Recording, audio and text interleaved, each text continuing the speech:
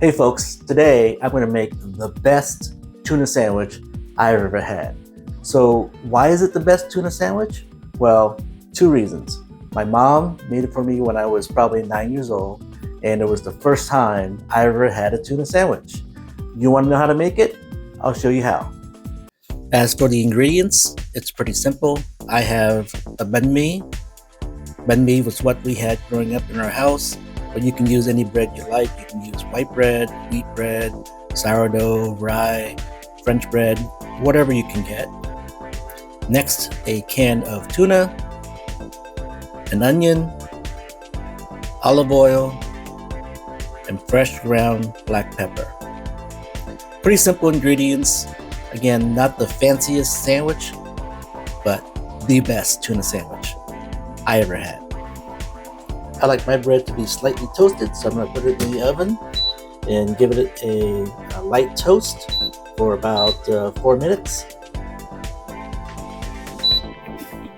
So while the bread is toasting, let me tell you why the sandwich reminds me of my mom. So I grew up in San Diego, and back in the 70s up until the early 80s, San Diego is known as the tuna capital of the world. And all three major tuna brands had processing plants in San Diego: Starkist, Bumblebee, and Chicken of the Sea. My mom worked for Chicken of the Sea. She worked the overnight shift. She would go into work in the evenings, come home early in the morning, and I rarely saw my mom during the week because she would get home before I get up to go to school. When I get up to go to school, she's already in bed. So I only saw her briefly in the afternoons and on the weekends. But I remember that there were some nights she would come home with cases of tuna, and they were either dented cases, or she may have gotten them as an employee sale where they were selling it for an employee discount, and it was really cheap. So she was able to buy some tuna. But I remember in the front door, when you walk through the front door, there was a coat closet, and that coat closet was just filled to the brim with cases and cases of tuna. So needless to say, I ate a lot of tuna. So I'm going to slice my onions nice and thin. And if you're making the sandwich at home, you can use any kind of onion you want. You can use a white onion, red onion, Vidalia onions.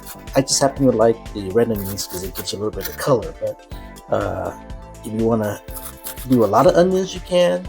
I like a lot of onions in mine, but you can do as much or as little as you want. Now that the bread is slightly toasted, assembly time. Alright, so I'm going to cut the bread in half. Well, not all the way through though, just cut it to where you can open up the bread, like so, and you hear the crunch of the toasted bread. Glorious. Then I'm going to scoop the tuna into the bread, just like so. It's okay if you have a little bit of juice, you can pour that into the bread itself. And again, you can use as much or as little tuna as you like in your sandwich. I'm going to spread out the tuna a little bit here. And then I'm going to lay the onions in. Now, if you're using the can of tuna I'm using is tuna packed in water. But if you buy the kind of tuna that's packed in oil, you don't need the olive oil. I'm using olive oil just so I can give a little bit of moisture to the bread, or else it'll be really dry. And then with that little oil in there, the next thing you really want in there is as much or as little pepper as you like. I like mine with a lot of pepper, so I'm gonna really lay it on there with pepper. But again, you can use as much pepper or as little as you like. And it's not the glorious sandwich, it's not the most fanciest sandwich, but that is the best tuna sandwich I ever had. All right, check this out. Let's give it a taste.